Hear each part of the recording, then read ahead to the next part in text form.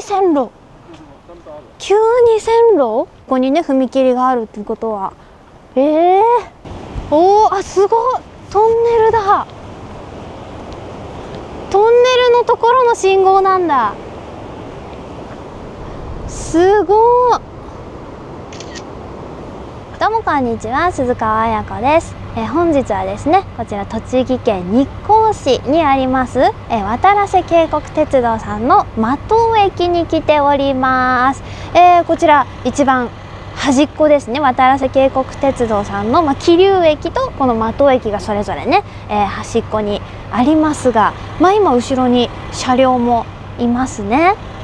そうで、これが桐生行きの車両なんですが、今日はですね、こちらの間藤駅から実は昔もっとこの先もですね、線路がつながっていた、つまり廃線跡がですね、かなり残っている部分、歩いてですねいろいろ巡れるということで、今日はその廃線跡を見に行きたいと思います。渡良瀬渓谷鉄道さんね、すごくトロッコ列車もね、有名ですし、私ちょっとねまだねトロッコは乗ったことないんですけどね、栃木のとちまるくんね、国体の時のかな、とちまるくんね、あと和鉄のワッシーね、渡良瀬渓谷鉄道さんのね、あと日光市さんの日光仮面というまた素敵なご当地キャラクターかな。カモシカの見られる駅、それはこのイラストのこと？本当にいるの？カモシカが。宮脇先生の著書ね、時刻表2万キロの終着駅ということで第13章、すごいですね。足尾鉄道全線開通から110周年ということで、こちらの渡良瀬渓谷鉄道さんですね、昔はこの足尾鉄道、この辺り足尾と聞けばね分かる方もいるかと思いますが、足尾銅山というね、銅、10円玉とかのね、銅が取れる、銅山がね、すごく有名で、日本一、ね、銅が取れるっていうすごい有名な銅山でした。でかそれでやっぱりね、こう貨物とかね、そういうので鉄道もですね、いろいろと発展してっていうのがありますね。ちょっとじゃあこの展望台ですかね、登ってみたいと思います。こっち向きでこの100円入れるタイプのあれがある。こっち向きなの？山を見るってこと？もう今はね閉山してますよね、足尾銅山。もうねやってないですけど、すごいね。うわ、なんかいいな、めっちゃいい。やっ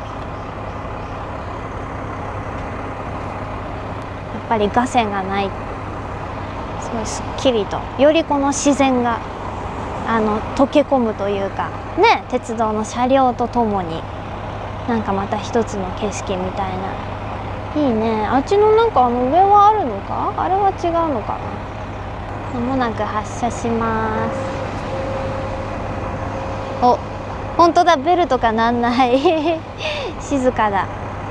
お、いってらっしゃい、いってらっしゃい車内にいらっしゃる方が地元の方かな。でも荷物カバン、結構大きめの荷物を、旅行の方かな。いってらっしゃい、いってらっしゃい。わあ、いいですね。ヘッドマークかわいいね。お湯、温泉ね、今ねもう列車がね発車していきました。あっちが桐生駅方面ですね。すごいね、下ってる、こうちょっと曲がりながらね、ここもねやはりこう山の中ということが分かりますね。反対側見てみると、あそこに車止めがねあります。あそこワッシーがいる、和鉄の停木に。かわいい。これトロッコワッシー号の乗車位置なんだね。トロッコワッシー号のこれ乗車位置なんだね。それであそこに和鉄のワッシーがいるの。かわいい、かわいいね停木のところにああやってなんかいいのいいですね。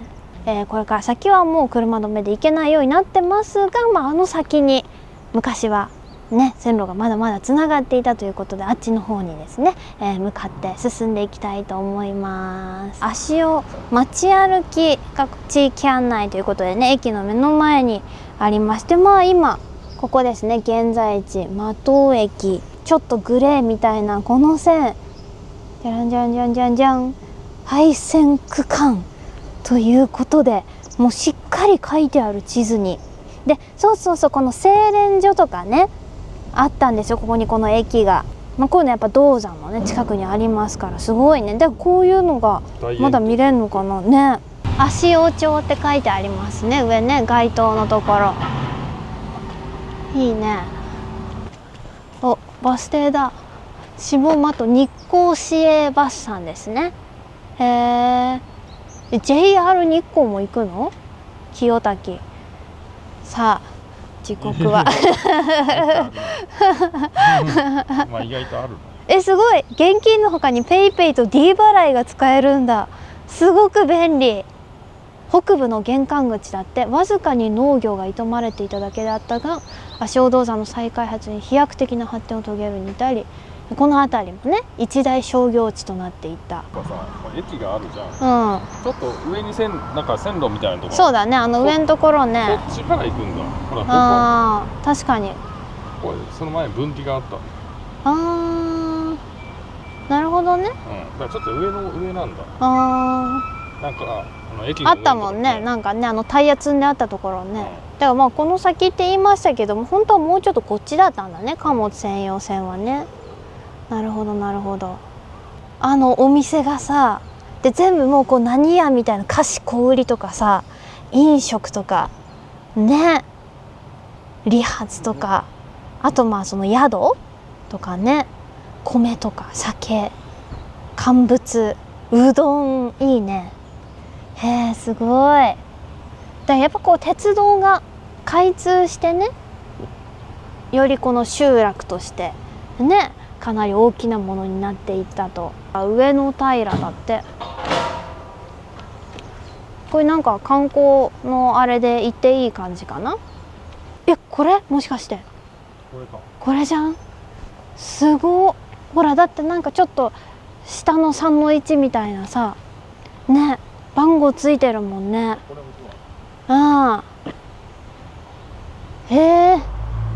すごっ。これがその足尾銅山で働いてた方のこの社宅。おお、すごくない？いやちょっとその専門的なあれは分かんないですけど、まあでもその倉庫ってことなんか、だってほら奥の棚にもさ、なんかすごいいろいろ残ってるよ。下の方のタイルの感じとかめっちゃ昔のね。すごいね。何そこ、お風呂みたいな。お風呂じゃないか、でもなんかをこう洗ったりするところかな。だって水道のあれが来てるよね。水溜めたりしとくとこなのかな。上の平橋でいいのかな、上の平かな、上の平かな。あれはでもまあぽいねぽいね。この道、この車幅というかさ、この幅の感じは確かに。ここが一応地図とかでね見た感じ、線路、この下にですね線路があって、まあ、その上をね今この橋でね渡るっていう感じにはなりますが、ちょっとまあ肉眼ではそのレールっていうのはあれ、そうかな、そうだね、あれ枕木か。確かに確かに。結構ね車はね通るんですよ、車は。ただあんまり歩いてる方はこの辺りはいらっしゃらないですね。踏切が唐突に、すごっ。急によ、急に。なんか書いてあるじゃん。的踏切跡。的踏切跡ってここに。急に線路。急に線路。そうだからこう来てたってことか。まあ、ここにね踏切があるってことは。びっくり。すごっ。でここ川渡ってるからね、これね、橋でね。すごくない？なんか踏切、これさ、真ん中の部分何？あれ、なんか文字が出たりしたの？で反対側もね、結構そのまんま残ってる感じ。もちろんね、経年劣化といいますか、こう外でねずっとあるわけですから、錆とかはねあるにしても、なんか特になんか取れたりとかそういうのないよね。急にすごい。真ん中の踏切景標のさ、こう手前に真ん中に四角いね、なんか表示が出そうなとこありますけど、あれはね踏切故障表示だって。踏切が故障してる時に、この踏切今故障中ですよっていうのが分かるように表示されるところですね。先ほどね、あっちの間藤駅の方ですね、から確かにさっきの橋の下でね、若干これ枕木っぽいんじゃないって言ってたのが、やっぱり多分そうですかね。この感じ、そこら辺もね、等間隔にね、この木が横にね並んでるのが見えると思います。でここね、もう柵されてますので、ね、これ以上もちろんね入っちゃダメですから、渡良瀬渓谷鉄道さんのね敷地なので、ここは入らないで、本当なんか山の中をこう切り分けてきましたっていうか、そこもだって大きい岩あるしね。いやほんとこんなにね残ってるのすごいですよこれ。そして反対側、こちらにもね、さっき見た踏切ね、踏切景標とかね、警報灯とかありまして、そしてここからですよ。すごいよここ。ほらここなんでこんなしっかりね、ほらだって枕木この感じでね残ってるからさ、すごいね。この感じで残っての、そっからの鉄橋ですよ。またね、あそこもかなり歴史がありそうな、こっちのね今見てる方向に向かって、銅の精錬所がねあったという感じですかね。でこの今下を流れているのが松木川ですかね。渡良瀬川の源流と言われている松木川ですね。でここ今このね廃線はその川を渡って向こう側にね行ってるわけですね。行き止まりにはなってるけど、ここまでね、ここまでか。すごい横から見える。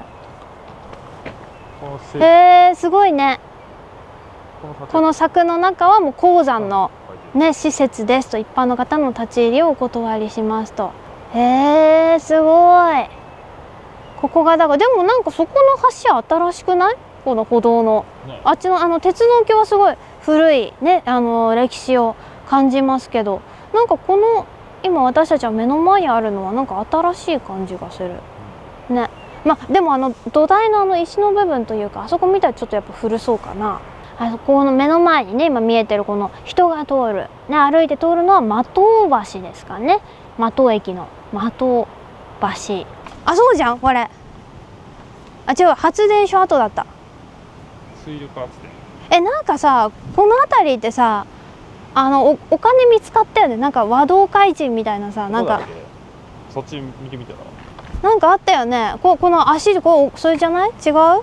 これね、私ね見たことあったんですよ。この足尾銅山で作られた寛永通宝、昔のなんていうの、小銭というかね、江戸時代に作られた代表的なこのねお金ですね。コイン。ここがそうなんだ。的水力発電所跡。それまで銅山の動力源って薪とか木炭だったの？ドイツのシーメンスじゃないあれ。このドイツのジーメンスって書いてあるけど、ジーメンス電気機械製造会社のヘルマン・ケスラー技師のおすすめにより初めて水力発電に踏み切り、明治23年12月このうちに、原動所水力発電所を完成したと。この水力発電日本で最初のものだったよ。日本初の水力発電所なんだ。今のこの松木川上流、日本初の水力発電所跡でした。なんかここに的水力発電所跡展望台がありますよ。詳細の案内に、あ、なんかあそこになんかなんかすごくない？祠というか、すごい、あれがそのあれなんじゃない？あれなんじゃ発電所のなんか、さっき書いてあったこの、確かにその河原にありますって。この高さを利用して、なるほどね、すごいね。でもシーメンスはあれだね、その水力発電とかもね、知ってるんだね。いろいろ知ってるんだね。歩いててさ、いろいろとなんかこう資料がね、さっきなんかその街歩きみたいなね、やっぱり観光のもうちょっと先行ったら何がありますよとかさ、地図とかさ結構あるんですけど、こう本当歩きながらいろいろとこうちょっと見るスポットとかね、いろいろあと面白いですね。上間島ですね。すごいな、昔。今この辺道でしょ。繁華街じゃん。上間島繁華街、1916年だって。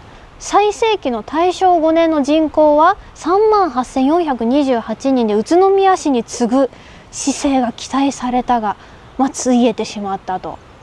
なんかそう、こう太物って何？太物ってなんだろう。あれかな、着物の反物的な。やっぱりそうだね、絹織物とか和服用の織物の呼称の一つだって、太物。まんじゅう屋さんじゃん。でもまんじゅうの他に菓子があるんだよね。で運送会社っていうのは、待って見て、だってほら人力車駐車場が、だってここほら運送があるからさ、止めてたんじゃないここに。で上間島から製錬所、川の上流方向に向かって進むと、左側に青い屋根が特徴的な鉱山社宅が残る南橋地区が見えると。このポスト型はがきってね、結構ほとんどの局さんがあるんじゃないかな。この局のね、そう郵便局さんの名前が入ってるこのポスト型のはがきね、189円で購入しました。足を、すごーい、ひょえーだよここ。ひょえーの高さ、気をつけて。ひょえーってなる高さよ。おお、怖っ、すごいね。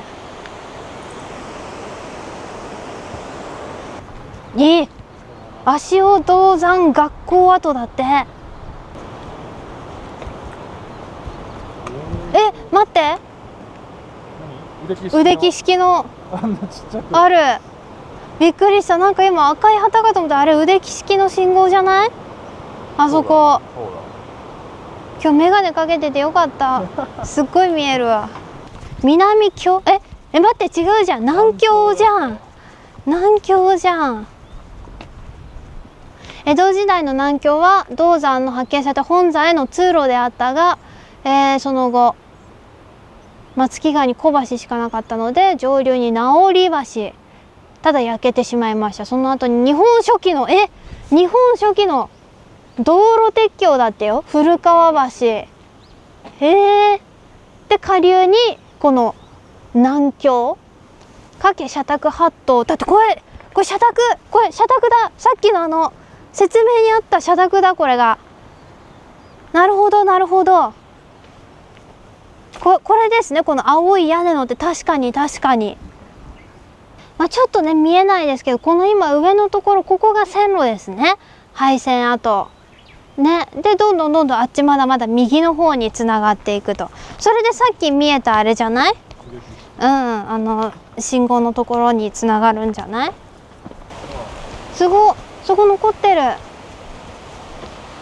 おお、しかもなんかほら石積んで、橋脚のところ。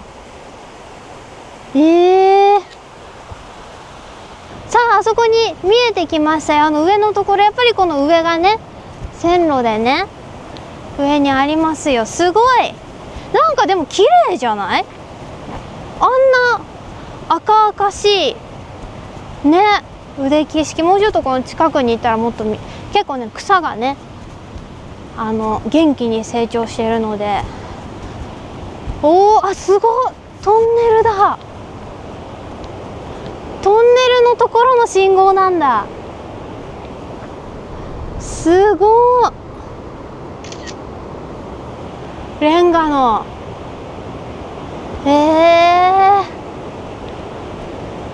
すごいね。だからここでトンネルをもうさすがにこれはってなってトンネル掘って、でトンネルの中行って、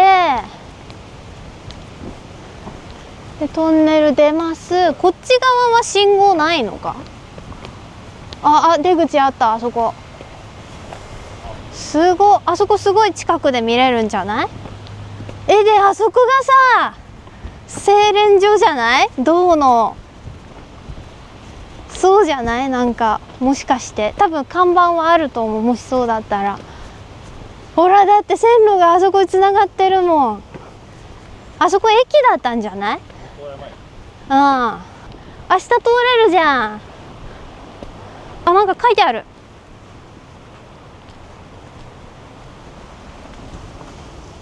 出川橋、出川橋梁、出川橋梁だ。足尾駅だってよ。事故連絡所。足尾駅なんだ。すごーい。やっぱここが製錬所だったんじゃない？かなり大きいしね。まあじゃあここぐるっと行ってみる？すごっ。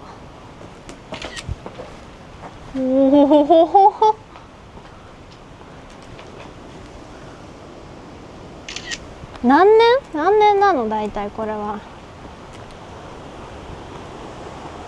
こっち側もすごっ。ある？本当だ。上のところね。あそこホームじゃない？やっぱりホームっていうかその駅だよ。さあ今ですね、先ですね、ぐるっとねこう回ってね行けるかと思いきや、ちょっとなんか封鎖されてたので戻ってきました。この南京橋ね、さっき歩いて行ったところで、ちょっとまたさらにこっちの製錬所の方に向かって、今度はこのね大通りそのまま行ってみたいと思います。わあわあわあわあ、ここまで来ましたよ。こっからあれじゃない？登山扱いじゃない？登山カード届けがいるんですよ。事故とかね遭難とかにならないように。古川橋、古川橋は明治中期までに仮設されて道路用鉄橋として現地に現存する極めて貴重な橋で、足尾銅山の誇れる産業遺産ですと。もともと足尾銅山では明治18年古川橋の前身である木造のさっき書いてあったね直利橋だっけを架けたが、同20年4月の大火で焼失したので、鉄の橋をそこでやっと鉄橋にしようとなったんだ。木造だと燃えちゃったから火事で。翌年には橋上に日本初の実用化した電気鉄道単線を施設しただってよ。これに？日本初の